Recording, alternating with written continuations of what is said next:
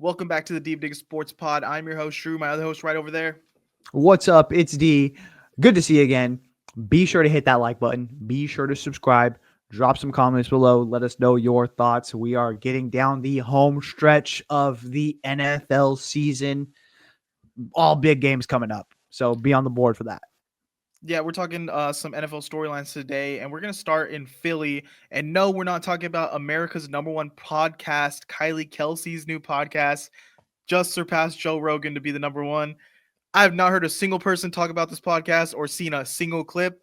So I don't know who's watching, but it's the number one podcast in the world. Anyways, How soon until she gets a meme coin? yo, CoffeeZilla, get her. CoffeeZilla, get her ass. Uh, the Eagles played the Panthers this week and they won again. They're 11-2, but you know, almost lost it there. And there's rumblings about Jalen Hurts. Is he going to be the guy? He's 14 for 21, 108 yards passing, but he did throw 2 touchdowns. AJ Brown and him supposedly got beef. Well, he said it in his presser. He was like, "There, what needs to change?" He's like, "We need to pass more." And I don't know if you've seen this as well. Brandon Graham also had some comments about it. I think Brandon Graham's comments were a little bit more telling than AJ Brown's. Brandon Graham was like, "Yeah, these guys were friends, but like this season happened, things got a little bit crazy, and that's not the case anymore." And so that goes to tell me like that there has been a breakup. There is actual tension in that locker room. And it's so weird to me that there's tension in this locker room while this team is winning. Yeah, and you'd think that Jalen Hurts would be leaning on AJ Brown a lot more this season, where Devontae Adams was out for so long. It's like, okay, yeah, of course, just go to AJ Brown a lot, but I don't know. I did see some clips where people were trying to say AJ Brown's open and Jalen Hurts is kind of looking him off. So I don't know how deep that runs in the game. But also, like, if you're Jalen Hurts, you're not going to just do it because I don't think that's like a thing. I understand. And I seen Terrell Owens come out and call out Donovan McNabb, who was talking about it. And I know they had that similar beef. I just think that ultimately, if you're a quarterback and you see a guy wide open, you are going to throw it to that guy. And I just don't know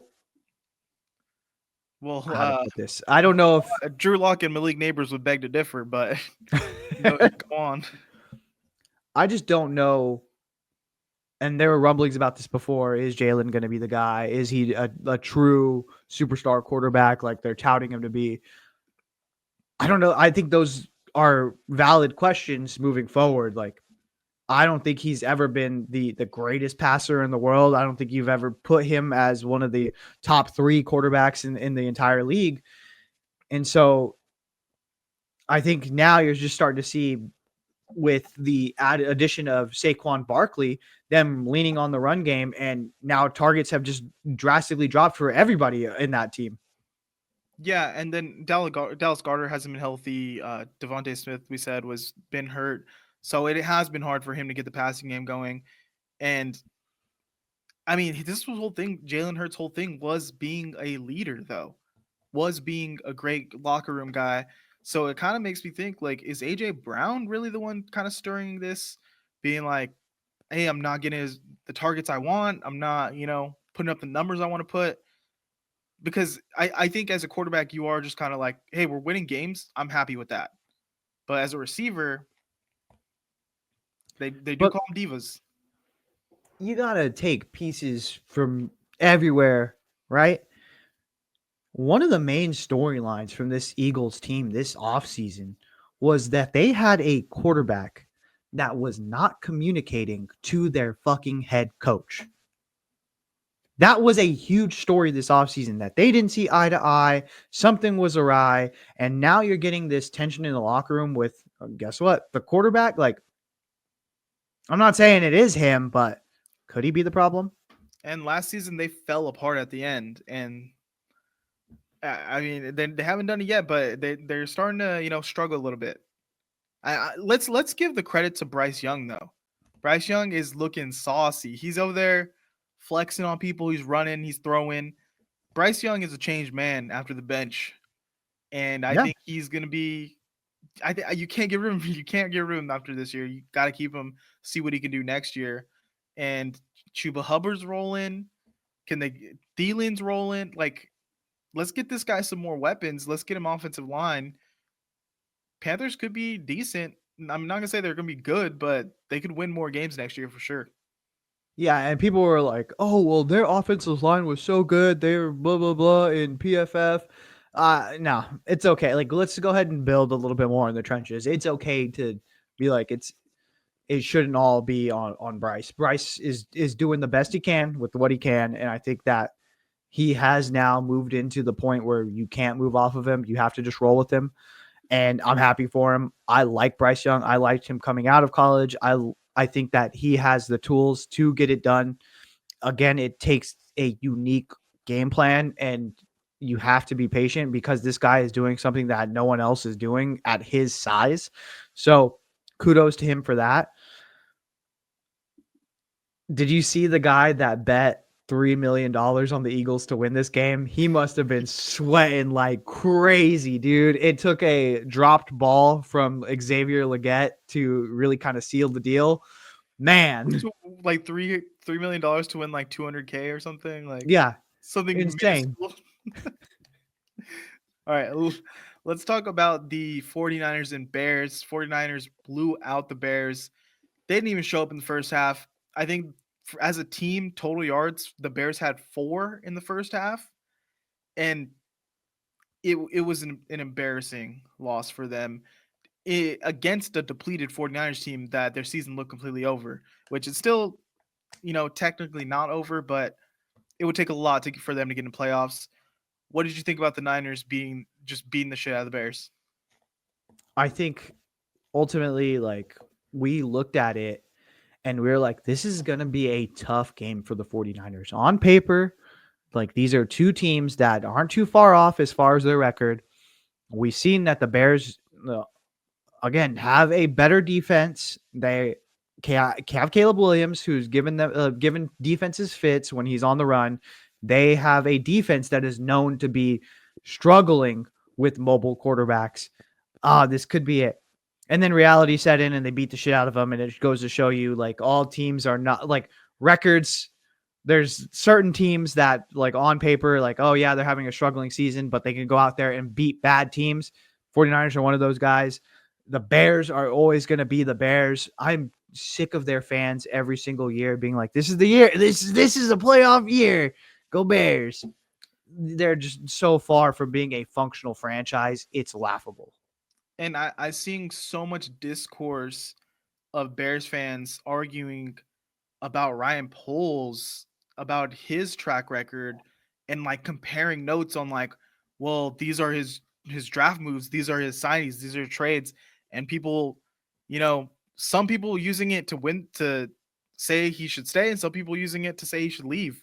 So I don't know where they stand on that. And then Ben Johnson comes out and he puts out a statement saying like he's only gonna go consider teams that know why they are bad and Yeah, like are basically he's going to teams that don't have dysfunction. They doesn't see a bad past. And people were like, well, the Bears are out. And 100%. so I don't know where they go from here. I saw some people saying maybe Mike McCarthy goes over there. He knows the division. But they're in a weird spot. Mike McCarthy still has a job. What the fuck? Yeah, but his contract is up after this year. He doesn't have a contract after this year. But right now he still has a job. Like, what are we talking about? Like, bro, He's not gonna have a job. He has a job for 3 more weeks. I think they're gonna bring him back. I mean, who realistically, Belichick is off the board for them now. They have to Does he make a want to come? run. If he gets an offer somewhere else, does he want to go back? Yeah, true. I mean, they're in cap hell moving forward. I don't see a lot. Again, we've talked about this before. I don't see the Cowboys getting better anytime soon. I think they're going to kind of be that bottom feeder for the. I mean, even then, they're in the NFC East. The NFC East isn't world beaters besides the Philadelphia Eagles, and we just talked about them imploding.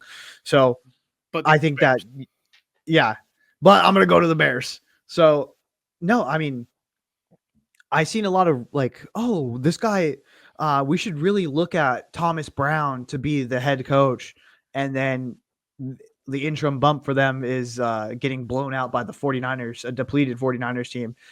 I'd be okay like pumping the brakes on that. Like, let's not hire Thomas Brown. Like, let's just make him our OC like we wanted, and we'll move forward with whoever. I think it's going to end up being Cliff Kingsbury. Realistically, I think they're just going to do whatever to make Caleb Williams look good, and that's what you got to have to do. And if you're Cliff Kingsbury, I'm like, am I going to get another shot in this league? Am I going to like? If not, if I don't think I'm going to get it anywhere else, this is kind of the perfect spot for me because it's a guy I know. It's kind of my last hurrah. I got to just kind of make the best of it. But if Cliff Kingsbury is like, I'm just going to be a forever OC and I'm fine with that, then I think he should stay away from it. You don't want to hitch your wagon to this, this organization that's on fire. Yeah, and they're not even at a basic level performing of like what a normal NFL team is at. Like their offense, it's just like they've never gotten an identity going. They haven't been able to like get a routine in for like their play calling and all this stuff. And it's almost like I, what we saw on them on the field from last week. I seen a picture. I think it was like Purdue football sideline, and they saw the clipboard, and it says like "Be smart." And it says tackle underline underline, and they're like, they're like, these guys are at a level where they're having to remind them to tackle on the sideline on the whiteboard. So that's like what I saw from the Bears this week. And it's going to take a lot to overhaul this and fix it. And it's going to take a lot for ownership to kind of step back and let a coaching staff come in and fix this. And I just don't see it really happening in time to kind of save this Caleb Williams era. Like it would if Ben Johnson came here and got run of the show and was able to, you know, mold Caleb into a good quarterback with his scheme, then yeah, maybe they could save it. But maybe they do, Aaron Glenn, take the defensive side and just lean onto that. So, but I don't know if a really good coach is going to take that over like the Raiders or some of these other jobs that might pop up.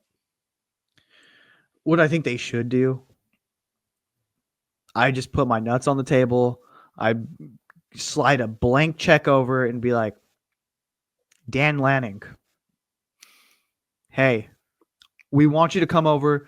We know you know how to set the culture. We know that you are a good coach that will take chances. We're going to guarantee you 5 years here. Let's build this out. I think that would be their best shot, is a young, innovative coach that is confident within himself. And we've seen Dan Lanning is a very good coach. I think that he is thinking about testing the waters and moving up into the NFL. Because I mean, realistically, with those guys, you can always move up to the NFL and go back down and still have a big check waiting for you somewhere in college football.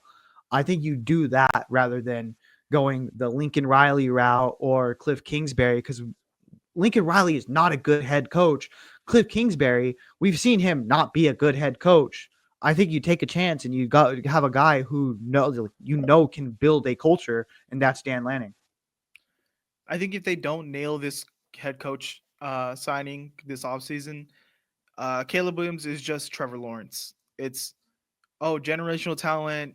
We put everything on the line for him, but we couldn't pull it together, and then he couldn't put it together because the organization is whatever, and you know we're paying him a bunch of money to keep him because he's this generational talent, but we're not going to be good, and he's just going to be around. So I think that's where they're kind of heading is we're not going to be good enough in on Caleb's rookie contract to really take advantage of that rookie contract. So then we're going to pay him a bunch of money to keep him, but that's going to limit our resources around him, and we're still not going to be good.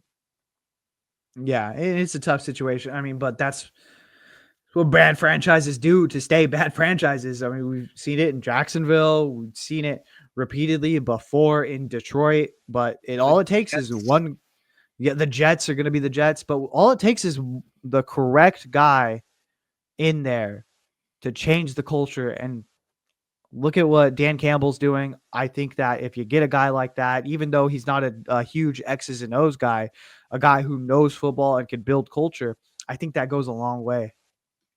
Yeah, let's talk. We talked on the Cowboys a little bit, but let's talk about them. They lose another game to the Bengals in disgustingly embarrassing fashion on a blocked punt turnover. They were the receiving team. They block a punt.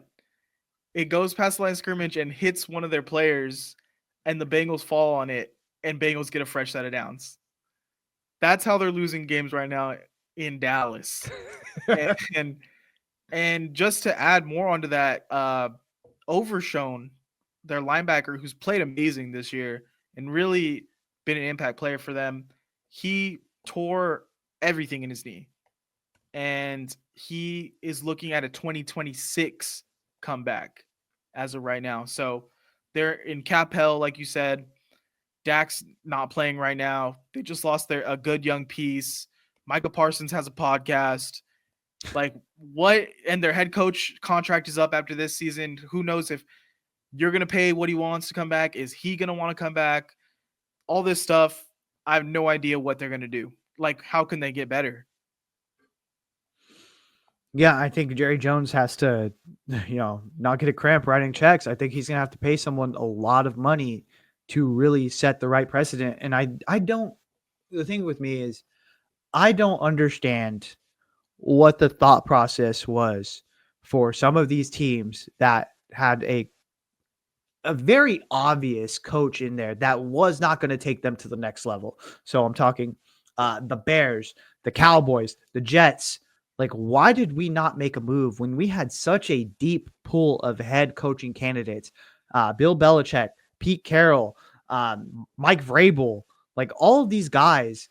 Ben Johnson out there, like let's write a check that he cannot refuse, and let's put him in here with guys like Dak, like CD Lamb, like whoever we're trotting out there at running back. Like, let's go ahead and just like make this what we can. Instead, you settle for Mike McCarthy and you settle for, we're just gonna hopefully we're gonna be better this year. Like that just doesn't cut it in the NFL. If you're not getting better, you're getting worse. And now you're gonna hopefully like you're hoping that someone ends up falling back to you if Mike McCarthy doesn't work out. Or ultimately what's gonna happen, I think, is you're going to look around. Mike McCarthy's going to look around. You're going to have to match whatever Mike McCarthy is going to be offered because, hey, we can't find someone to take over this dumpster fire. Yeah, and honestly, don't know how many kind of decent quality coaches are going to be left standing around right now. Because then there's like those guys who are kind of like journeymen. They keep going place to place, and like a lot of guys have found homes, and at least found homes for the next year. So I don't know who they're going to turn to, who kind of fits the mold. And with Belichick going to North Carolina supposedly now, I think you got to call Vrabel. Vrabel, whatever you want, come over here and like let's get it because he's a good head coach. I think you got to be worried if you're the Cowboys, if Ohio State gets bounced in their playoff game. I think they fired Ryan Day, and I think they are looking at Mike Vrabel as like what Belichick was pitching to UNC, which is I'm a pipeline to the NFL. I know how to build culture. I know what it takes to build up young men and make them better in all aspects of life. I think you got to be like, all right, well, we'll pay you more. And it's like, well, now Ohio State has a jump because they're going to be sooner than you. Yeah, we're gonna see, but we want to talk a little bit about the Bills. Josh Allen, 3 passing touchdowns, 3 rushing touchdowns in a losing effort, 44-42. The Rams are that team that does just like they're not that good, but they hang around so much that they win enough games to still be in the conversation, and they can still win the NFC West. Bills are they Bills definitely are not getting the 1 seed anymore. That's gone with the Chiefs. So is Josh Allen the MVP after this? But he lost, you know? I think it did put him first in the MVP. Like I think that was his quote unquote Heisman moment. I think that's a huge game. He's coming off another huge game, beating the 49ers in the snow. I think that unless Saquon Barkley beats the rushing record, he will be the NFL MVP. But Saquon Barkley is on track to beat that record. What about Jared Goff though? No. 100% no. If it's not good, if it's going to be a quarterback that's not Josh Allen, I want to say Lamar, but they also haven't been great this year, like world beaters. So I think it's going to be Josh Allen. I think so. Put your money on him. Bet $3 million on it. Dude, so this actually sets up a huge Thursday night game between the San Francisco 49ers and the Los Angeles Rams, two teams still jockeying for position in the NFC West. Both teams realistically, I kind of have to run the table. The Rams are sitting there at 7-6, the 49ers at 6-7. 49ers really found their footing, but also they played the Bears. The Rams, held on to a lead, and it looked like Buffalo was going to come back. Who are you giving this game to? Well, it is a toss up, but here's the thing. The 49ers, in order to make the playoffs, have to have a dream scenario of wins and losses for the division opponents. It needs to be like Rams win these two games but lose these, and then the Cardinals beat that team, but they like it has to be such a cacophony of things to happen. And I use a complicated word because it's a complicated situation, and it's not gonna happen. I think the Niners lose this game, and I think the Rams, they know we need to keep winning games. That's all we need to do. And if we beat this team, and Matt Stafford in the huddle at the end of in the locker room after this last game said, "All right, now let's go beat the fucking Niners." And so like they're determined, they're ready. I think Puka and Cooper Cup, the defensive line is going to destroy the 49ers because they were banged up in this last game, but the Bears didn't really have much to throw at them at this point. So look for Jared Verse in that D line to really get after the 49ers. I think the Rams win it. And the one thing I will say is Shanahan continues to be like, all right, we're going to plug in random running back and they're going to go off. I think Gorindo is banged up for this game as well after uh, Jordan Mason and Christian McCaffrey are both on IR. You're starting to see more Kittle being involved in the offense, which is something that we've called for a long time. And like now out of necessity, it's becoming more of a staple in this offense. Jawan Jennings is continuing to be a standout receiver, not just on the 49ers, but in the league. Like I think people are starting to take notice of Jawan Jennings. Debo Samuel, if he does something, if he has a pulse in this game, I think it's going to be a tough go for the Rams. And don't knock the crowd there at Levi's. It is a pretty rowdy, ruckus environment, and we will be there. Me and Mrs. D, what's up? But I think that with Thursday night division games, you kind of throw out the record, and both teams gear up for it. I think this is one that the 49ers can sneak away with. I don't know. I just think McVay's hot right now, and Kyle's. Yeah, they had a big game against the Bears, but Kyle has not been really out scheming people this season, and so it's gonna be tough for me to kind of put money on the Niners, but I still will because I'm a fan. So, Yep. uh, yeah, I think that's all we're gonna have for today. Make sure you subscribe, like, comment. We're gonna be here throughout the week, and in these weeks coming, covering the rest of the NFL news. So, we'll see you next time. Later.